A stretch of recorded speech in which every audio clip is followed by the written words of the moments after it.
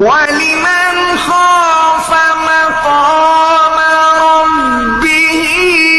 جنتان فبأي آلاء ربكما تكذبان ذواتا أفنان فبأي آلاء ربكما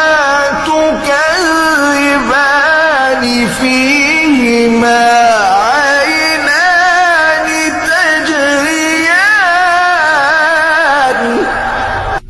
فبأي آلاء